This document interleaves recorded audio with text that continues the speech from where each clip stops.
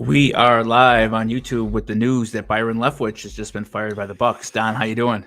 Doing great. Yeah. Yeah, I guess that's probably not a surprise considering the dud that they laid on Monday night with Tom Brady and Tampa Bay. Putting my phone away. That was Steve Christie acknowledging that he's going to come on with us in a few minutes. We're real excited to talk to him, the leading scorer in Bills history, and not surprisingly, Steve is prompt, and they get fined in the NFL for being late. Right. That's a habit. It's hard to break. A couple minutes early, so we're gonna let him come on in a little bit early here and make sure it's work. Steve, how you doing?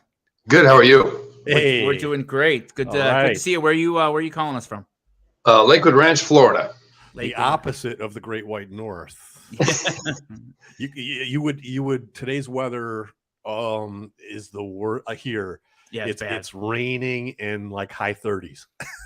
Great. And I think that's why we love Buffalo, Erie County, Niagara County. We love it all, but it was the winters. After a while, and I don't have to tell you, after a while, it kind of gets you down. Once football season's over, especially in the years where the Bills weren't so successful, you notice a lot of guys like the day of your final meetings, guys head south in a hurry, and you don't see them until they have to be back.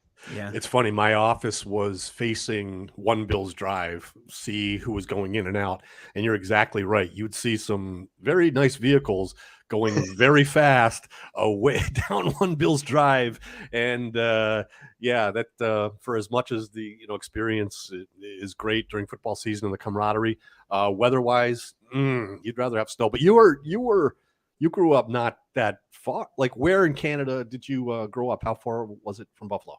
I grew up in Oakville, Ontario, which is in between Hamilton and Toronto. And I got to say this: every year a rookie would hit the guardrail coming around the back end of the field house. First, second snow, a little bit of ice, freezing rain, something, and it's like you can only tell them, so many times, like, guys, you got your fancy car, and I always drove a Jeep Wrangler, because I'm going over snowbanks, I'm doing whatever, I'm getting to work, and I'm like, get yourself, obviously a nice promotion for Jeep, but get yourself a 4x4 and get yourself to work on time without hitting something on the way there, because it's scary. Like, you've got low profile tires. Not in Buffalo. Like, not for 6 months. Like, forget about it. That's great. So, Steve, how connected are you with the current team? Do you watch, every game? Do you consider yourself a Bills fan? And what's it like for you when you do watch a game? Well, there's a lot of Buffalo people down here, various groups, some official, some not. We're part of this unofficial group called Lakewood National, and it started out maybe 25 people. Now it's 70, and we take over a neighborhood kind of thing. So it's been a lot of fun. We watch every game, either here at the house or with friends out and about. And the support is, as we all know, it's international. Like, the Bills Mafia is everywhere. It's global.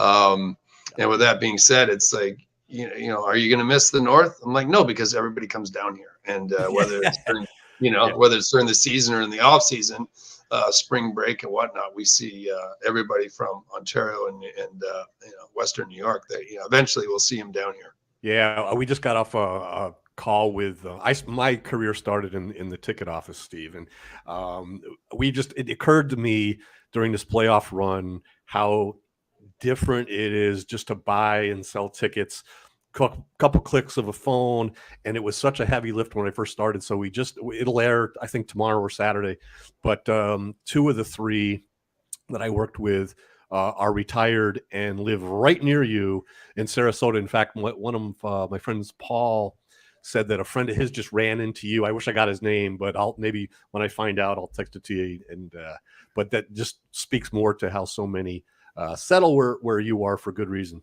And brave too. I got to add this. I went to the Buccaneers Cowboys Monday nighter, and my buddy Dale and I were walking through the parking lot, and this guy was head to toe Bills gear, and I'm like, Dale, hold on one second, man. I gotta introduce myself, because and I saw a few Josh Allen jerseys there at the Bucs game. So yeah, they're still representing, even though we're not even there. We're not even playing there yet. I say yet. That's kind of a perfect segue. We'll veer off the Bills for a second. You gotta help me understand what Brett Maher was going through Monday night, please.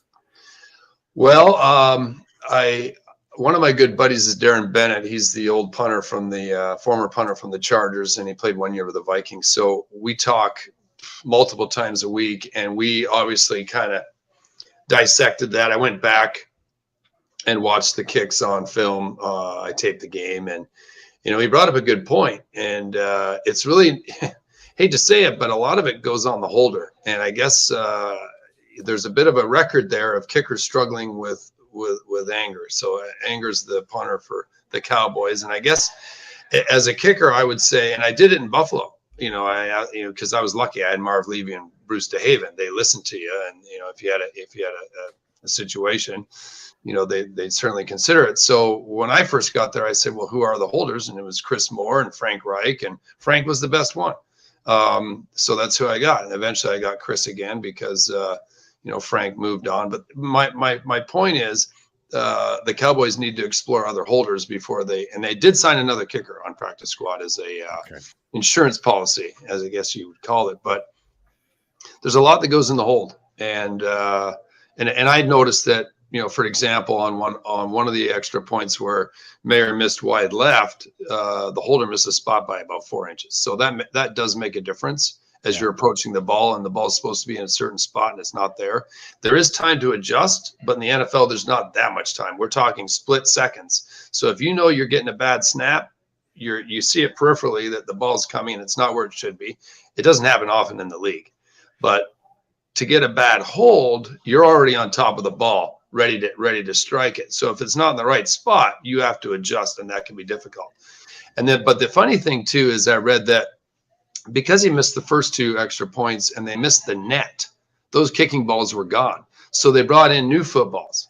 So they were kind of complaining about that. And Darren and I were laughing. And I'm sure if I got Chris Moore on the phone, we'd laugh too, because there are a number of years there later on that the NFL said you have to kick K balls, but we couldn't break them in. We couldn't even touch them. They're literally out of the box. So here they are complaining about extra points in new footballs. How about going through a couple of seasons, kicking off, punting, doing everything with new football? So it's like, man, that's not an excuse.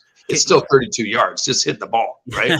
Can you kind of tell me why it seems like the trend is, and I think I know the reason, but why quarterbacks aren't holding anymore and it's almost exclusively punters?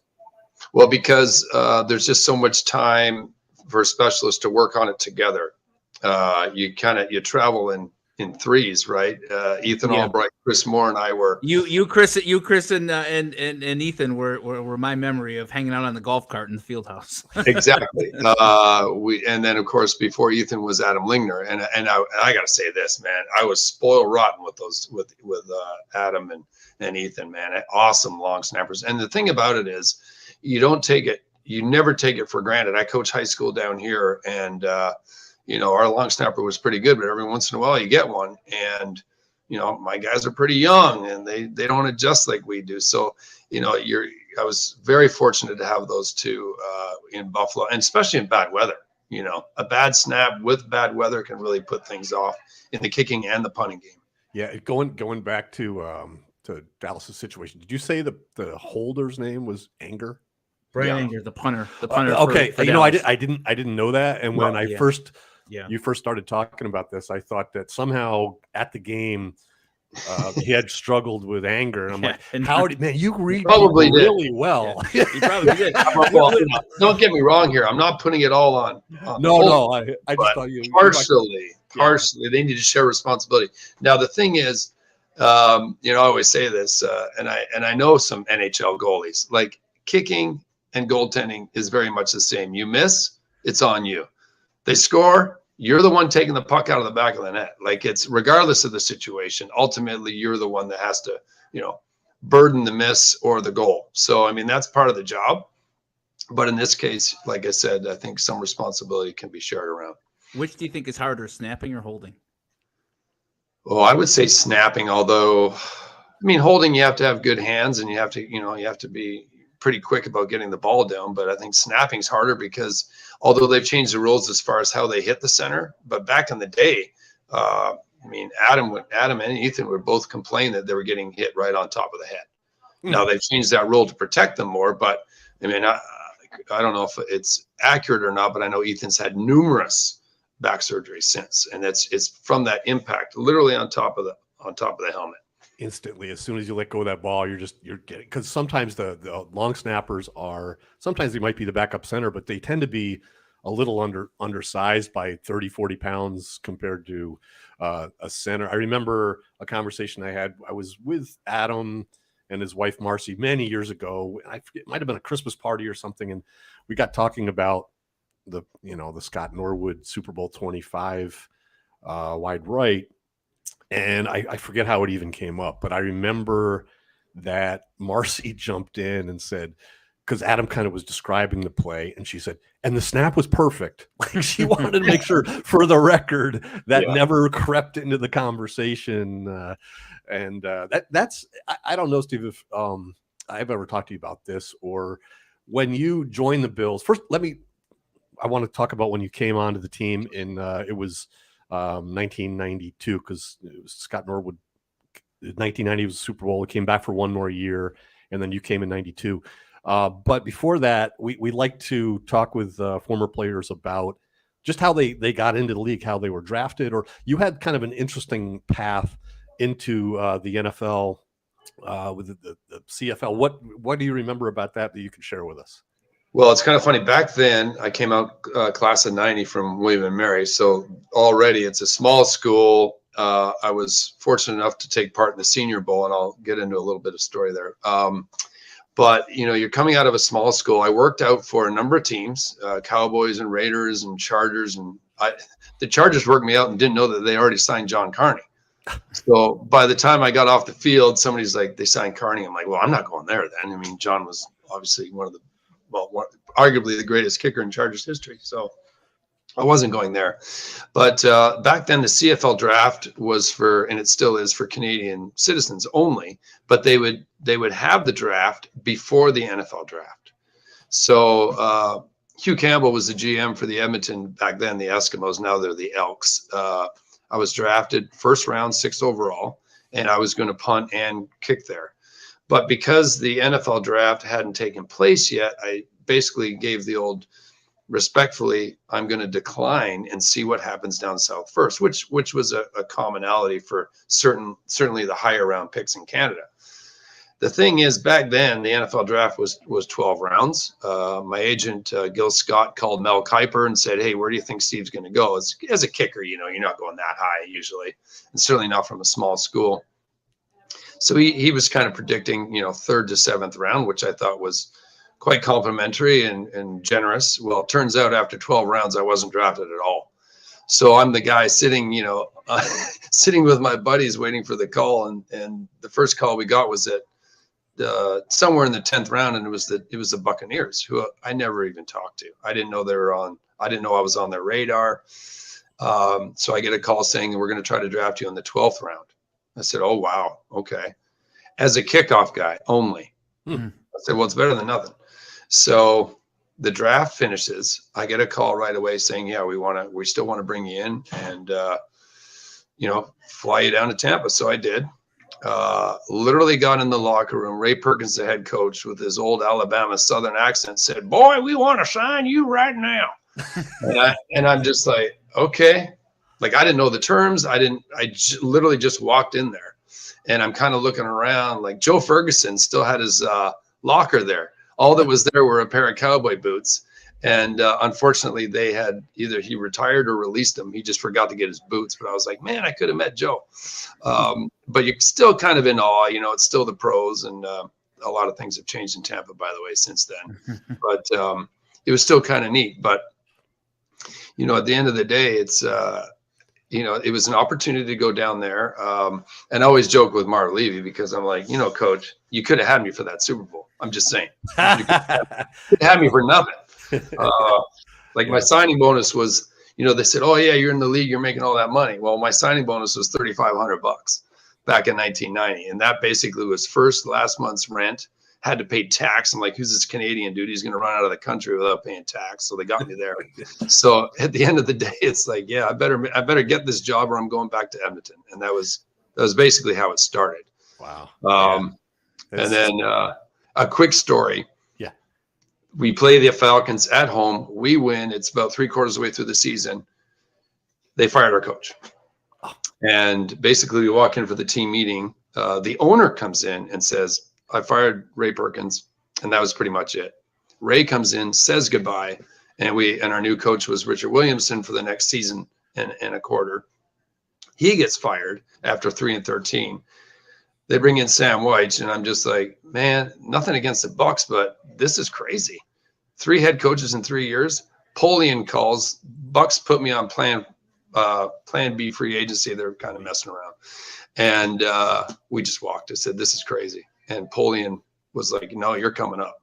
So that was it. I mean, I got up here and I went to camp against Scott. Scott Norwood was still here, and we went head to head at minicamp. And that was bizarre because I could tell instantly how much his teammates loved him, how much the fans loved him. And it was tough coming in because he really did have a great career. And unfortunately is obviously noted for one kick, but he did a heck of a lot to get the guys there. And certainly the following year to get him in the Super Bowl against the Skins, back then, the Skins. He did a lot. He had a great career there. He really did. Boy, position groups are tight. You have quarterbacks, but generally with quarterbacks, what the depth chart is. A guy knows if he's a 2 or 3 and 1. So you don't have that awkwardness, but that had to be really, with you and Scott there, knowing it was kind of a competition, yet you're still kind of hanging out, doing things together for that period of time. You said was that just mini camp or training? Did it go into training camp? Excuse me. That was just mini camp. Okay.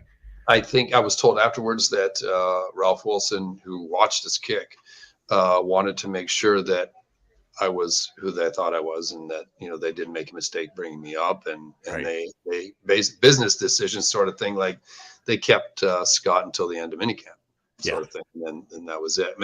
But you know what? That's the thing, though. I was still pretty young, and Scott was in his 30s, and my response back then, as it is now, our day will come. And as mine did, my career ended, and it was his time. It was my time to come in, but I've also been in that situation where other guys have come in for me. So part of the business there. Yeah. Did you have any hesitation coming, to Buffalo with the weather, the history? I mean, obviously the team was fantastic, but were you pursued by other teams as well? When you were a free agent, or was it just? Well, I was literally a free agent for about 1 minute. I guess Marv got the list, ran down the hallway. He tripped, apparently, trying to get to Polian's office, and said, Christie's on there. We got to get him. And that was it. They didn't even talk to Bruce DeHaven about it. They didn't. No, that was it. That was done. Polian called me directly and said, do you want to come up? And I said, absolutely. Like Super Bowl run, 3-13 with the Bucks, Super Bowl run with the Bills, literally an hour, 15 minutes from where I grew up. No brainer. I don't care about the weather. I obviously didn't care about my stats. If I did, I would have stayed in Tampa. It's a great place to kick. But I wanted to win. I mean, that's awesome. I played other sports growing up, and I just wanted a shot to do something, even get in the playoffs. One of my old teammates in Tampa, John Cannon, we happen to be fraternity brothers as well at William and Mary. And John played, I think it was 10 years, and never played in a playoff game. And I said, you know what? I don't want to be that. If I have an opportunity to go somewhere and make an impact, not just to kick field goals, but to actually help win games and make my mark, it's a no-brainer coming to Buffalo, especially with the offense back then with the old K gun and Jim. And I mean, I don't have to tell you all the weapons we had back then. Yeah. Well, you were a weapon. I mean, you were absolutely a weapon. Is that the last time that you kind of competed for your job? I was struck, when I worked there, that it was kind of the dynamic was, you and Chris had been there so long that there was no debate. There was no competition, but every year they'd bring in, a camp leg or, a young guy to try to, show off during the preseason game. Maybe he'd get picked up somewhere else. Is that the only time you truly were in a competition? Do you feel like to have a job, or like later on in your career, did that happen to you? Later on in my career, it changed a little bit because you do tend to bounce around. I got injured in Buffalo at the end there. I think it was 2001. Got injured in camp and took some time off. and then went to San Diego, but I really didn't have to work out for it. John Butler was the GM. He says, "Are you kicking?" I said, "I just got off the field, and I'm not going to say it expletives, but basically get down here."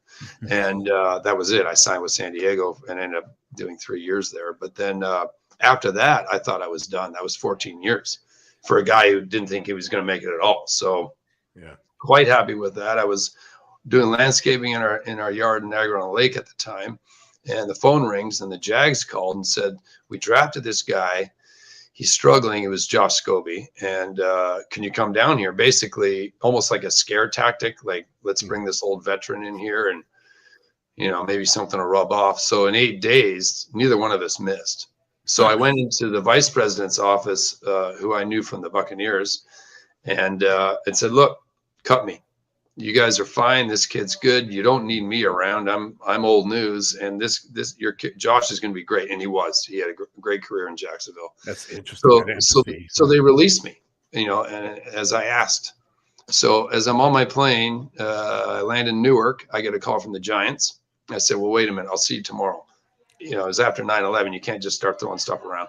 You can't leave luggage, and you got to. So I went back home, came back, worked out for the Giants. Against no, actually I was out there by myself, but there was obviously they had worked out a number of guys that week, so I was kind of like their last workout before they were going to make a decision, and it was the week before the opening game. So I get to the airport, my luggage is on the plane, they call me and say, "We want to sign you." I said, "You do realize that my luggage is on the plane, right? Somebody has to go out and get it." So the police come out there on the runway. Everybody's in my gate in the window going, "What's going on?" I walked. I got out of there. I said, "I can't believe you guys are doing this to me." But yeah, the police are taking my luggage off. I'll see you tomorrow. It was so bad. It was so embarrassing. It's like, yeah, I'm the one. I'm the one. And I'm assuming it's not. If you were in a plane in Buffalo, most people would have recognized you. I'm assuming maybe not everybody in Newark knew who you were. Did anybody on that plane know who you were? Thankfully not. Okay.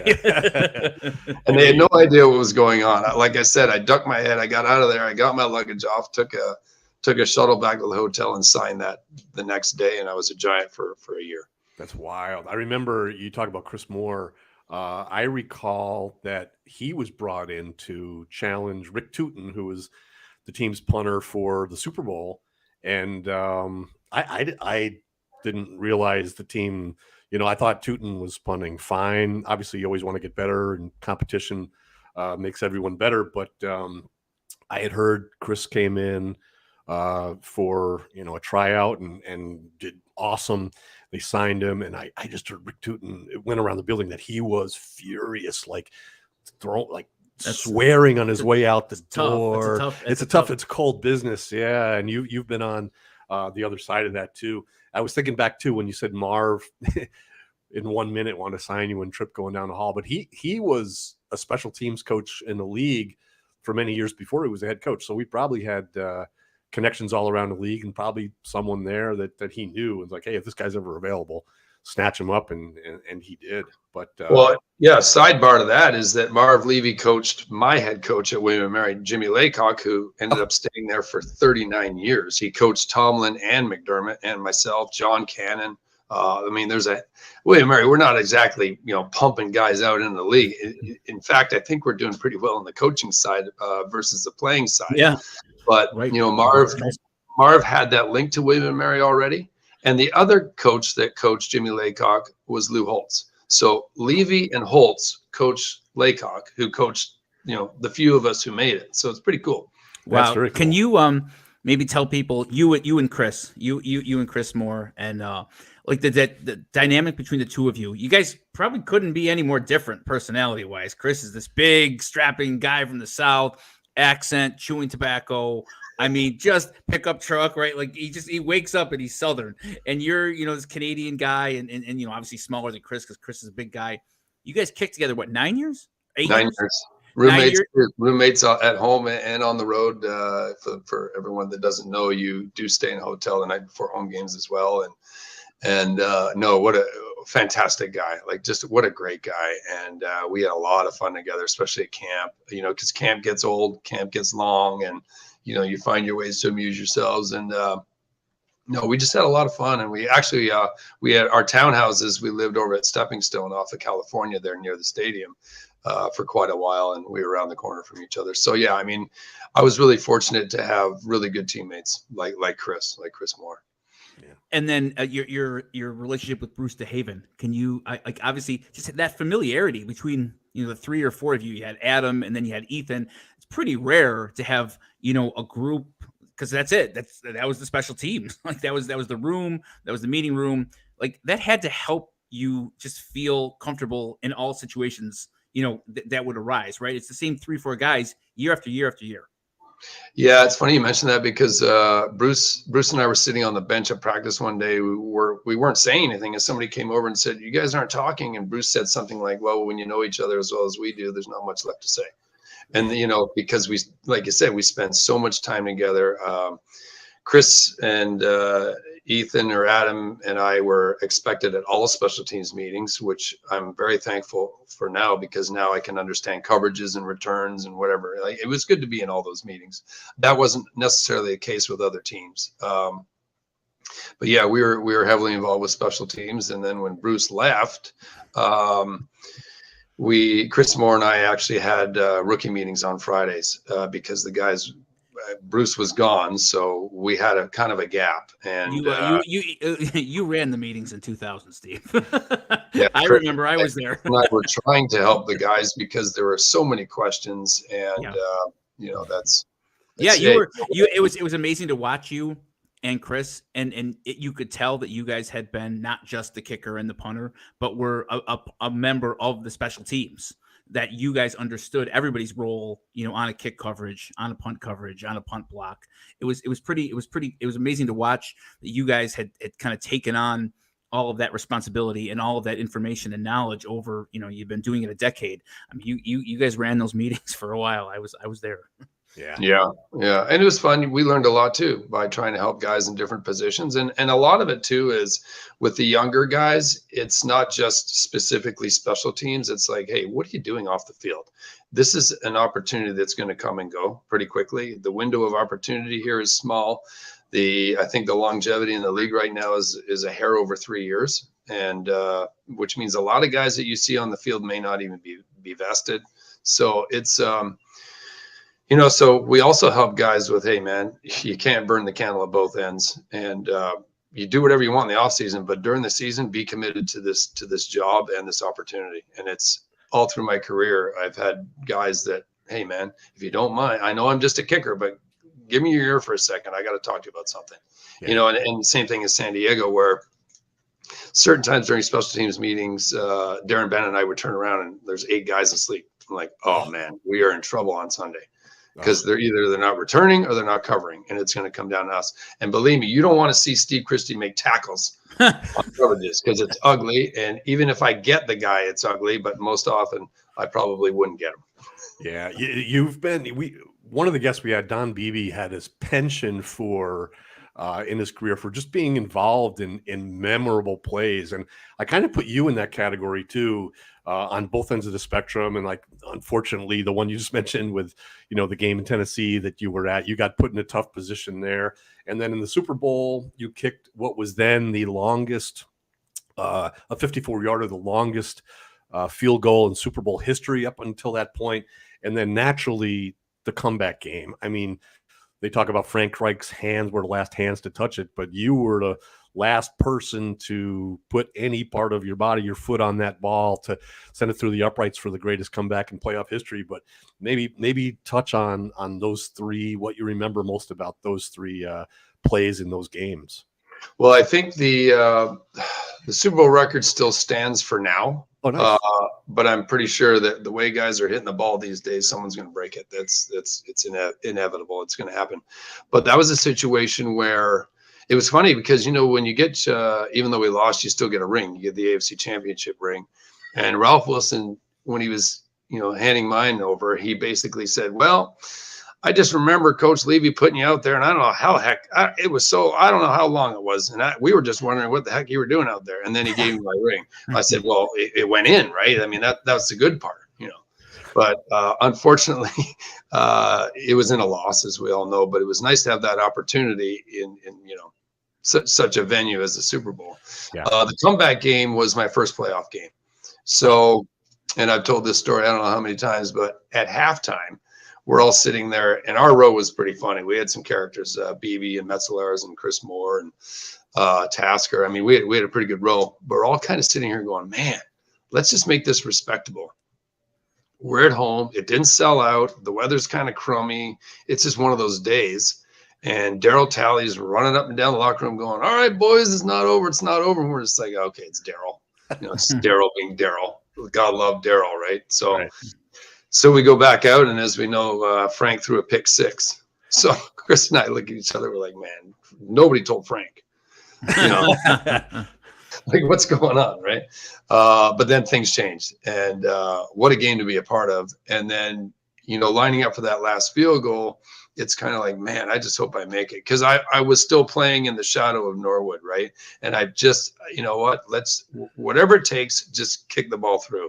And thankfully it went in. And as soon as, you get back, you get your composure in the locker room, I was like, man, I just want to get out of here. I have to decompress. Yeah. Does it slow down or does it speed up for you, like before a big kick? Like if it's a regular season, second game of the year, first quarter, like is your thought process different? Is your physical process different, or were you able to treat every kick exactly the same? Technically, you're supposed to treat it all the same. Sure. Right? Kick everything the same way, same swing, same whatever. But I was guilty of missing shorter kicks the first quarter because I'm like, whatever. I loved the pressure. I loved the opportunity of hitting a big kick or a game winner, game tire, walk off, whatever. I love that. But I was also guilty of, and not really consciously saying this kick in the first quarter doesn't mean as much, but there wasn't the pressure.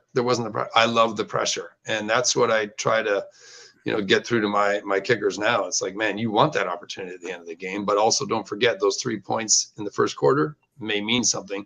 Back to the Brett Maher situation, 4 points, right? 4 points that should have been on the board. And you never know in a tight game, especially in the playoffs, if Tom Brady did one of his magical comebacks, that could hurt you. That could hurt you a lot. Yeah. So I have a favorite kick of yours. It's a little bit under the radar. I'm sure you probably remember it, but I don't think most Bills fans would. And you can go find it on YouTube. It's in 2000. We were in New England, and there was a ridiculous offensive pass interference call. And then we, for some reason, took a delay of game penalty. You ended up kicking to tie the game. You ended up winning it in overtime in Foxborough. I don't know if you remember this or not. You kicked this low. The weather was awful. It was like it was here today. You kicked like this 45 yarder. I don't think it got more than 10 feet off the ground. And it was just, you remember that kick, Steve? Like it was this line drive. It was into the wind. I thought on the sideline, I thought, oh man, he's not going to make this kick. Like this was the degree of difficulty on that kick was 10 out of 10. And you drilled it. Like it didn't go 15 feet off the ground. It went through. And I remember you just kind of looked at the sideline and gave like this fist pump. And I'm like, damn, that was impressive. Do you remember that kick? That was it was a 49-yarder. 49-yarder, yeah. It was raining, right? So the field was getting slick. It was the end of the game, and I'm just like, man.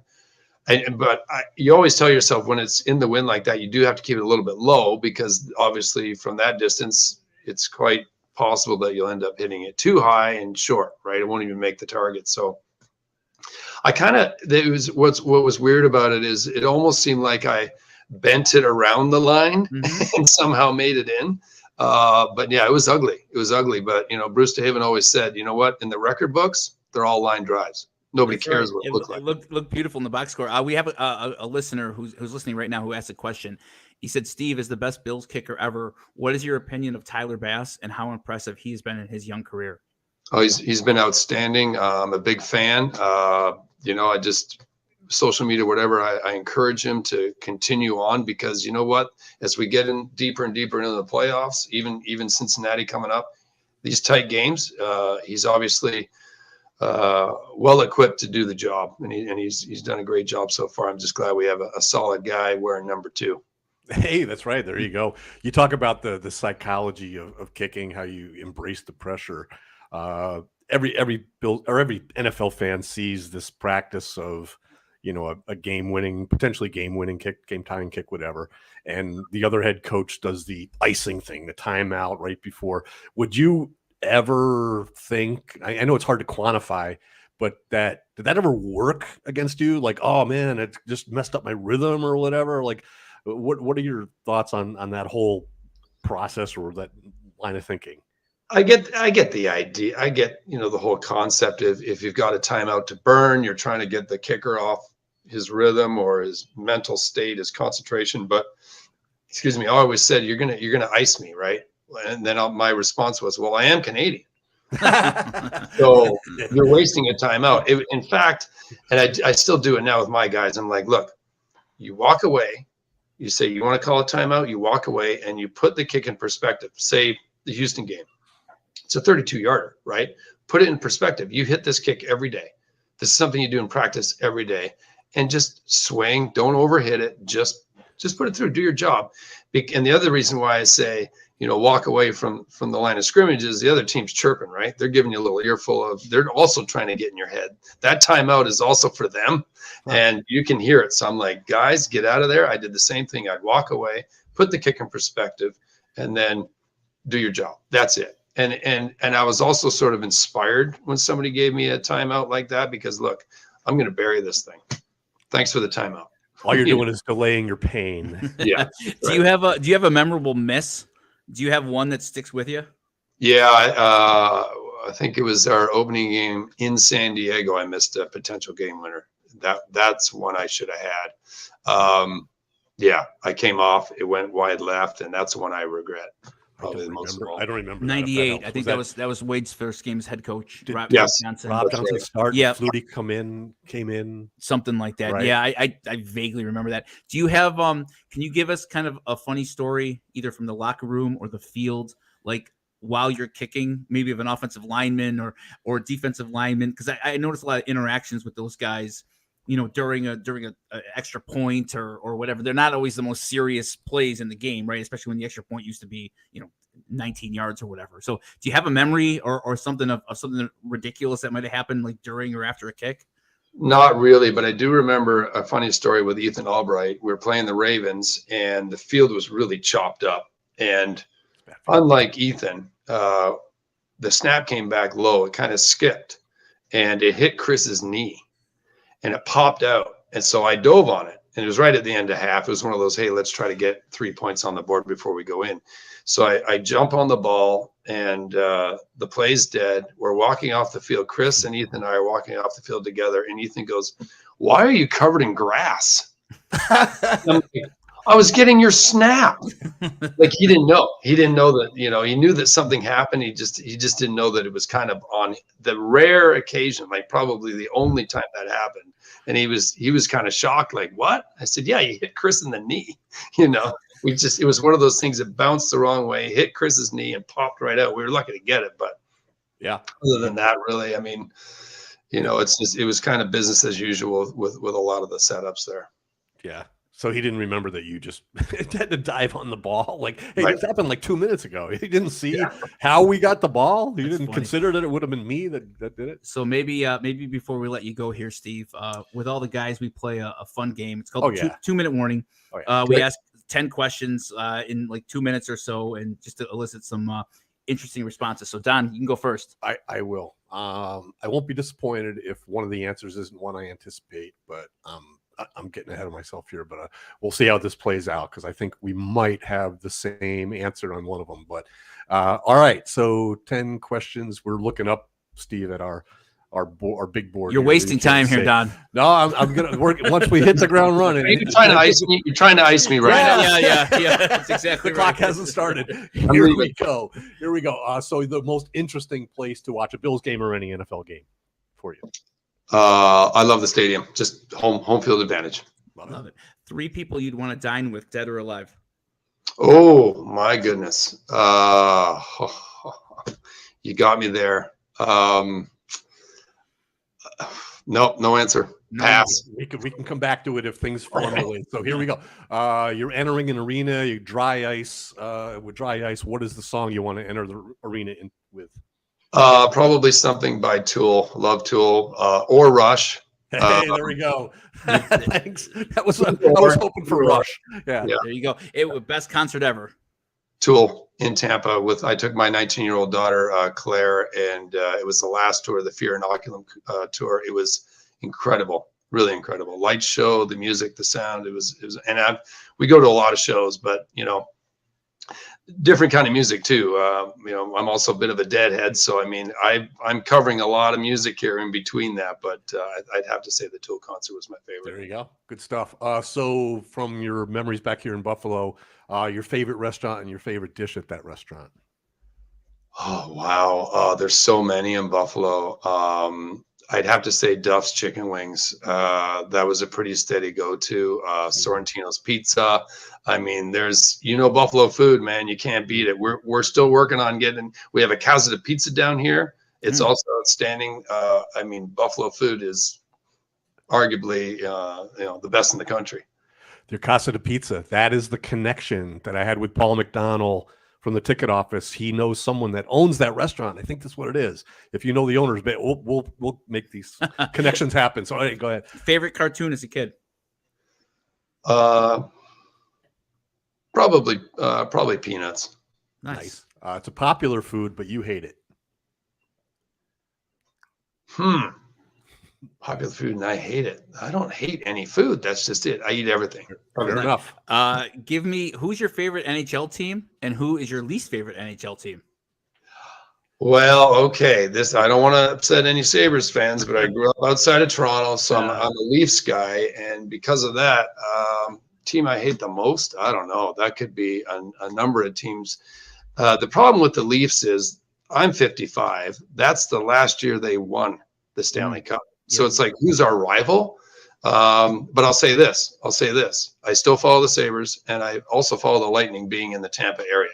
So without picking a team I hate the most, those are my three teams I follow. Good answer. Fair enough. Tampa's so good. Yeah, they are. Okay. The most annoying fan base in the NFL, in your opinion? Well, from my time in San Diego, I got to say the Raiders fans, they are brutal. And I'll say this. We were going to Oakland back when they were still there playing at the old baseball field. That was a bit of that was a situation itself. That stadium was unlike others. The team buses are coming in, and someone's grandmother decided to show us what God gave her. Oh, no. And then gave all three buses the finger. And I just stood up in the bus. I said, "Welcome to Oakland, boys." That's amazing. I'm sure that got in your head. Can you drive a stick shift? Yes, I can. Nice. I would have guessed that. And finally, can you sing us 5 seconds of the William and Mary fight song? I do not sing. For the benefit of your ears and my ego, I will not sing. Fair enough. Fine. You did great. You've been more than generous with your time and your stories and your memories. Thanks so much for coming. Thanks, Steve. And one thing I want to let people know: this happened a few years ago, but congratulations also on being in the Greater Buffalo Sports Hall of Fame. Thank you. And I just want to put one plug in. Sure. My wife Kelly and I do real estate down here in Central Florida, so West Coast, near anything from basically Tampa down to Venice. If you're sick and tired of your weather, Kelly, Christy, and I are on LinkedIn. That's how you got a hold of me, Don. So yeah, if you need something down here, we'll do it. I love it, and my wife retires within a couple of years, and we've talked about that actually, getting a place down there. So you would be my go-to. Excellent. That's on the record. There you go. Thanks, Steve. Thanks so much, Steve. Go Bills. My pleasure. Go Bills. So much. All right. Great interview. Yeah, absolutely. He's such a super guy. I remember from my time there, he was real humble, and I didn't work in the story about during training camp when I don't know if I've told this story or not, but so it was my first year on the field, and we were walking off the field. And it was me and Steve and Chris, because Steve, people don't realize, I mean, the special teams guys, Steve, Ethan, and Chris, they hung out during practice, during meetings. There was nothing to do for a month and a half. Steve would do his kicks and his, warm-ups, his exercises, all that. He was a professional. But it was maybe an hour a day. The other, 15 waking hours of the day, he's not doing a ton. So we like to have fun and joke around, and I think they were drawn to me. I was a young guy, kind of new on the coaching staff, and just had some enthusiasm, and basically could be the butt of their jokes for a while, which I was more than happy to do. So we were walking through the crowd, going back to the dorms at St. John Fisher. Okay. And Steve was being asked to sign some autographs, and I'm standing behind him like a step, and I've got my Bills polo on, whatever else, and there was a couple girls there, a couple good-looking, attractive girls. And the one had a football and the other had a media guide. Okay. And Steve signs the football and then signs the media guide. And he goes, wait a minute, give me that media guide back. And he's like, are you single? And I'm like, oh, here we go. Here we go. He's like, see this guy here? He's going to be a big deal. And he scrolls through to my picture in the media guide. And he gives the marker. He's like, you got to sign this for her. And I'm just like dying. I'm like, I didn't want any like publicity and I'm mortified. It's like your mom or your dad trying to like set you up with somebody, it was just this, and it just speaks to the kind of guy he was. And I think that's why he was such a great kicker. Quick-witted too. The fact that he said he, like, whatever the word he used, embraced or loved the pressure. Yes. Like, wow. I believe that too. He's I'd call him carefree. And just kind of like a free spirit. Mm-hmm. And I can see why the moment never got to him. And he was always the same. Like his personality was the same. Yeah. The way he interacted, the way he was today. It was exactly the way he was, 25 years ago, 30 years ago. And I think as a kicker, like a goalie, like he says, like a goalie, just kind of that eclectic, hey, I'm here. I'm in the moment. Mm-hmm. I'm not taking myself too seriously. I'm just going to go out and do my job. Yeah, but he understood the importance of his points. I mean, just talking about the 4 missed extra points and how it's kind of like golf when you have a really long drive, but then you miss a 4-foot putt. Like that putt counted the same as your long drive did. It's the same. So when you miss a field goal in the first quarter, those 3 points. Yeah. You get them later. Well, if you had him in the first quarter, if you were concentrating up, his mindset is great. I love the fact that he likes to talk to younger players that he's coaching, like he did it in the NFL, about on the field and off the field. When I talked to him on the phone last night, I was real excited, first of all, to tell you, because I know that you worked with him that year. Super guy. And I knew that just the conversation that we would have today would just fly by and be full of great stories and points about the league. So give me your thoughts for Sunday. It obviously is more of a challenge than the Miami game. I'd argue. I'd argue that point. Why? I have a reason why you might think that, but I want to hear yours. Not from a teammate, not from a opponent's perspective. I think for the Bills, I think that spot last weekend was about as difficult as it gets. Why Miami having nothing to lose? Well, there's that. There was the obvious come down and let down. Even though it's a playoff game, there was no way that the emotional toll or what had happened the last 2 weeks wasn't going to catch up to them at some point. Mm-hmm. And you're a 14-point favorite. Mm-hmm. You're expected to win. Tua's not playing. Man, that's starting running back wasn't playing. Yeah, them being a little sloppy and and the game was so choppy. It was 4 hours. Felt like a playoff baseball game. It was the longest. I heard either the longest home game in Bills history. Yeah. Regular. Yep. With not in OT. Yeah. So everything about that, other than the opponent, almost thankfully they were playing an inferior opponent that day. Yeah. Because it felt like that was just one of those, like, oh man. That's I think if they played that way against Cincinnati or Kansas City, they lose that game. Yep. I can see a scenario, play this whole thing out and the Bills win it all, and from your win it all 4, which got a huge response, by the way, Josh. That whole idea that you put out there, people really bought into it. Are we gonna get one from you if the Bills win Sunday? I think we'll because if we're gonna if the Bills are gonna play Patrick Mahomes in the AFC Championship game, I think we need the Don Purdy win it 4 as a It's hard to top what you did, man. I'm telling you. No, there's really, but you know what? Here's the great thing. There's no like topping. There's no right or wrong. I actually have one here that I was sent that I do want to read. from a listener, Daniel Lander, and I didn't tell you that I was going to do this, but I thought this was so great, and just speaks to Daniel Lander. Does it say where he's from? I'm not positive. Okay. So he said he wrote this to me. My dad, like yours, is a diehard Red Sox fan, born and raised in Leroy, New York. He had watched all of his teams let him down his entire life: the Sabres, the Sox, the Bills. And when living in Dallas, was forced to be, he was the rigger who raised the Cowboys Super Bowl banners in Texas Stadium. He declined the same job and a lot of money to raise the Stars banner in '99, which is really funny for anybody listening, because that's the no goal when they beat the Sabres and cheated. But I was born in 2003. And the next season, he finally got to see his Red Sox win it all. I, of course, do not remember this, but I do know how much it meant to him just based on what he has told me since then. My dad and I do not have a lot in common. He rides motorcycles and does construction around the house. I'm a music education major who barely strong enough to keep a Harley upright. But every Sunday I get to sit down with my dad and watch the Bills play, and win or lose, it is the highlight of my week. Like many adult young men, I struggle to truly convey to my dad how much I love him and how much he truly means to me. But the Bills, and specifically the team we've had since 2019, has brought us closer together and shared a bond we haven't had since I was in elementary school. My dad means the world to me, and for better or worse, so do the Bills. I know that feeling. I always say I have 3 goals in life: to be happily married, to be a high school band director, and to watch the Bills win the Super Bowl for my dad. So win it for my dad, a man who has been the idol of my life, who has never wavered in his love for God, his wife, me, or the Bills his whole life.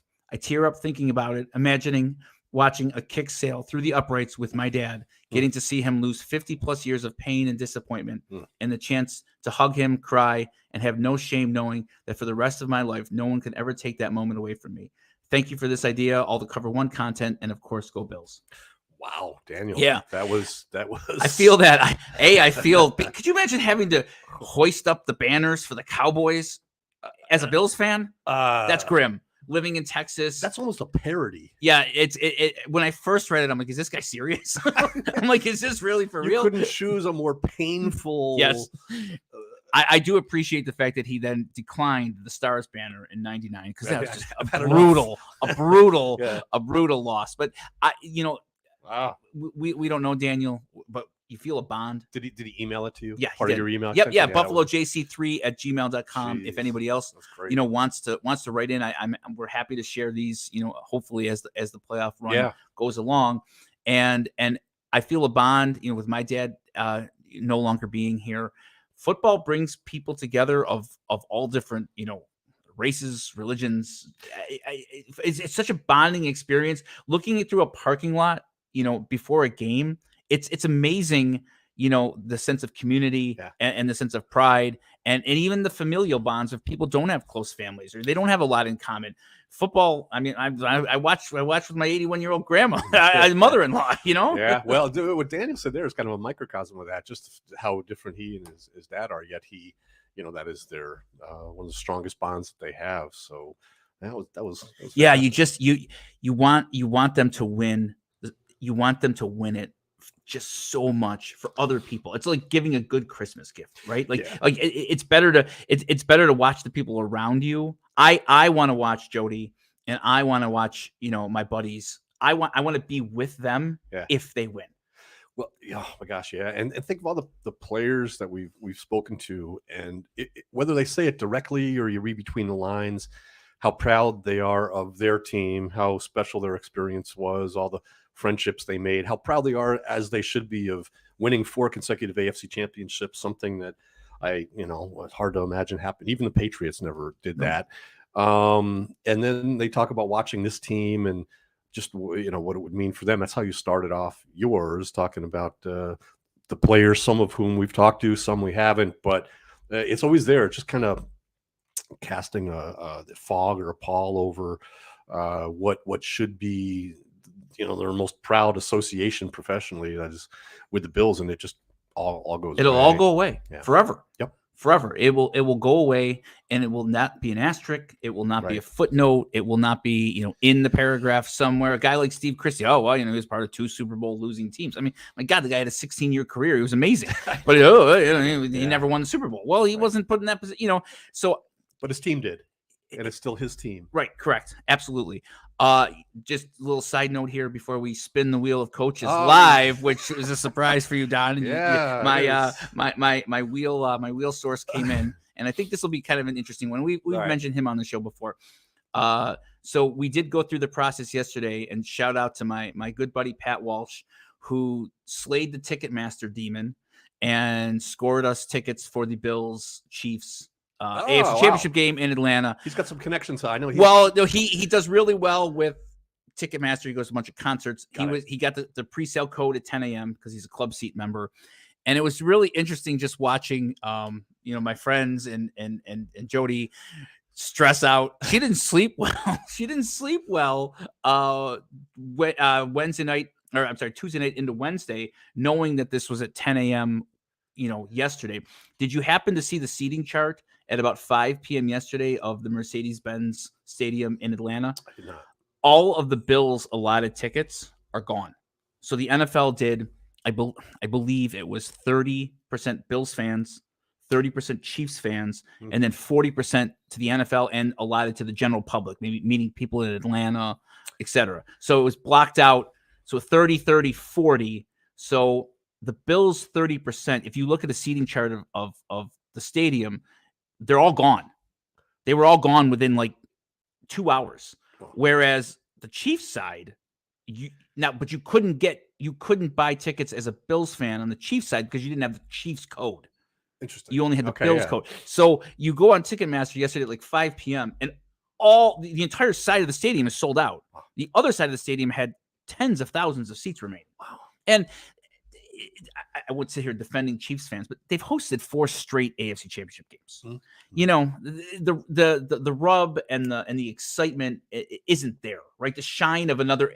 It's gravy. Yeah, right. It kind of is, and I guess you look at that chart, and I tweeted, put it in the Louvre. Like it just says so much that in 90 minutes, Bills fans sold out their half of a stadium that's 800 miles away. Yeah, well, I mean, we just talked to Karen Renzi. Her son Nick lives in. I remember little Nick when he was here, and he grew up, and I think he's in Atlanta. And I would venture to say he's one of them that was all over that. He's a good business guy. I'll have to talk to him, but there's that doesn't surprise me. No, it didn't surprise me. I think just the juxtaposition between the Bills side and the Kansas City side was striking to see, and then just on a personal level, seeing my friends, it was all hands on deck to get that code, awesome. and it's fun because it's just another piece of the community, and everybody coming together, and we'll all be able to go down there together, kicking around, maybe having you here and me there, and doing a live stream on Saturday. Maybe Saturday morning before the game. When do you leave? We would leave Friday, Friday sometime. Okay. So we'll get to that next Monday. Absolutely, yeah. But doing a little live stream from Atlanta might be fun. All right, you ready? You want to spin the wheel of coaches? Do I have a choice? As I always like to remind people, and before I do that, Queen City Wine and Liquor, which is on Elmwood Avenue in the Tops Target Plaza. They are our new sponsor. And they're running an amazing giveaway right now on their Facebook page. That's going till Saturday morning. They gave away a high-end bottle of whiskey last week. They're giving one away again, free of charge. Just hop on their Facebook page, Queen City Wine and Liquor. Yes. And my guys Ray and Kenny, who own it, great guys, local guys. They'd appreciate that, and so would we. Yes. So thanks, Ray and Kenny. The Wheel of Failed Bills Coaches came about as an idea because, for anybody new to our show, Don was the director of football administration for 13 years. And in that 13 years, the Bills made the playoffs exactly 0 times. So we were these in the hunt. These coaches, as I defend myself to Don and talked him into this idea, these are not failed coaches. These are failed Bills coaches, which is a long list that could serve us for many years as we spin the wheel. I'm sure. So let's today go with Jim Schwartz. Jim Schwartz. Okay.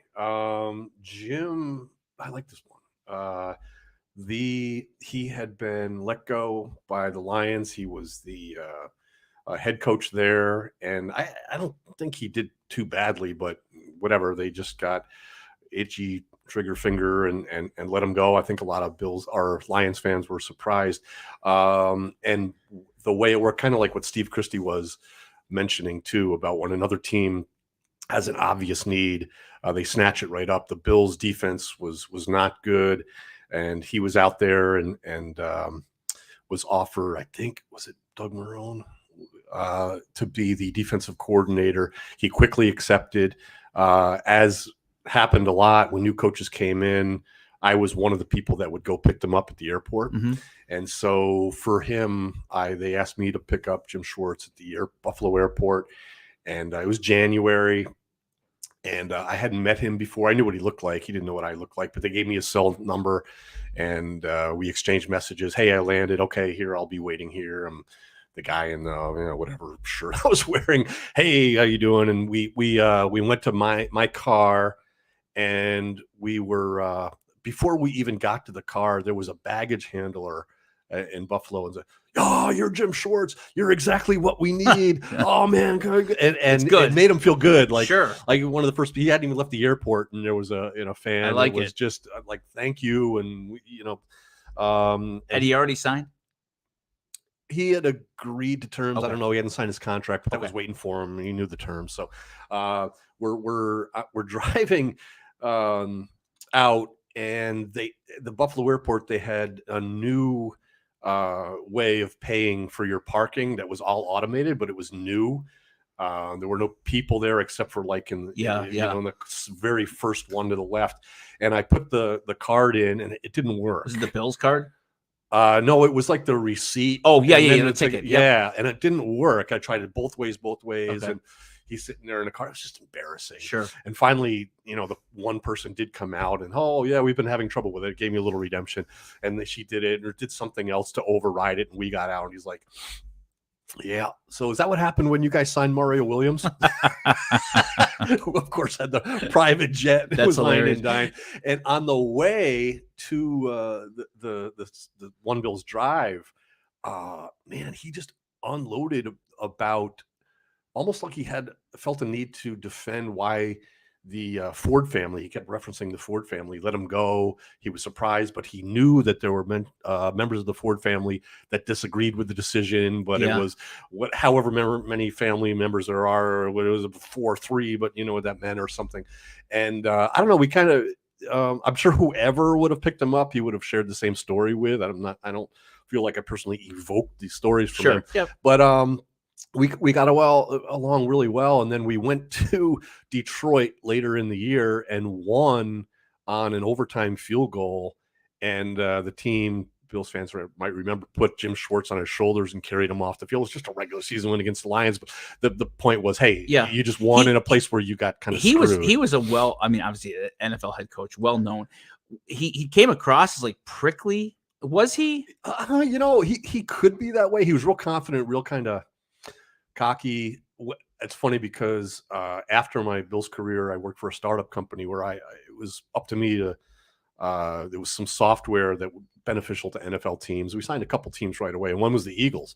And so I went there a couple times, and he saw me in the building. He was like, "Hey, Purdy, how you doing? Hey, you ever figure out that how to leave the airport right with pay for your parking?" That was his first impression of Buffalo. Like, right? I had to explain to some people what happened. Who rose to the level of like limo pickup, coach wise? Yeah, just the head coach. Okay. The head coach. I guess I'd be a little surprised. No offense to you, that the DC would be picked up by you in your car. Was it your car, not a Bills car? Not it was a Subaru. I cleaned it. I detailed it. Is it different now with like Lyft and Uber and like?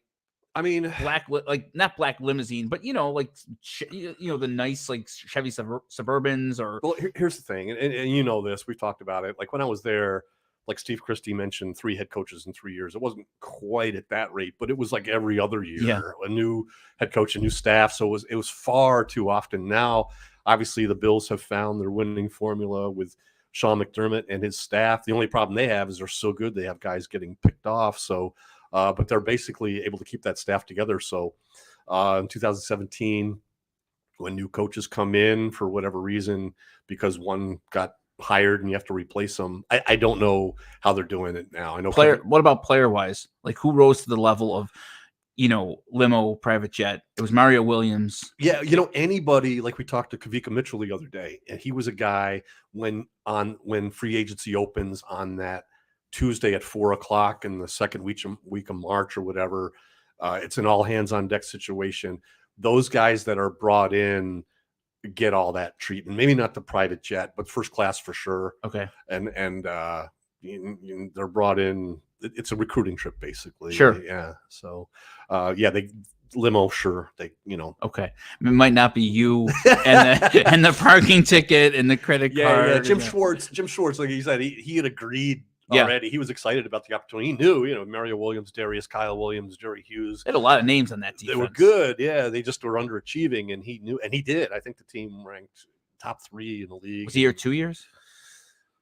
I want to say 1. I'm sure some fans, but we had some great listeners here that know. I'm not positive that it was 1 or 2. The wheel just spins coaches and names, and someday you should go through we should have a flow chart or some type of billboard of all the coaches who you helped to relocate, and obviously all of them you did twice, because on the way in and on the way out, and then some 4 times if they got rehired. Yeah, that happens too.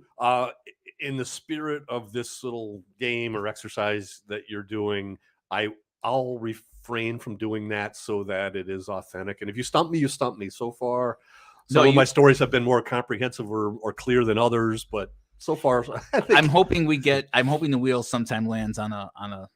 But it's small enough still that I feel like you're going to know every name. You'll know every name, but you might not have a compelling story about every single one of them. A couple of them I haven't faked anything, I promise you that, but there are a couple names where I had to really struggle to think of an incident. You were pleased that the one coach got into a fender bender. I remember. Who was that? Dreisbeck. Yeah. Your friend. You got to tell me how that had to be a random one. That will be. Well, that was random because I didn't even know who that was. Yeah. So that will be revealed in due time. All right. So maybe after the season we'll go through the process that we vet for the wheel of failed Bills coaches. You got a prediction?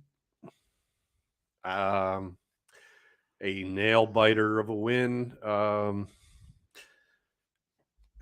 lot of points. I'm going to say 31-27. Yeah, I'm weirdly more calm about this game than I expected to be. Yeah, and I think some of it is that last week just felt off. It felt dangerous to me. I don't know why. I didn't have a good feeling about that game from the very beginning. I feel like I do feel like the first quarter that they played in Cincinnati will work to their advantage. They got a look at how the Bengals are going to attack them. The Bengals were clearly attacking them well and moving the ball. I feel like that's an advantage for the Bills, to be able to make some adjustments off of that over that, that small sample size of plays. I'm weirdly calm and confident that they win this by 10. And it's not necessarily as close as, maybe it's not a 1 possession game in the fourth quarter. That would be great.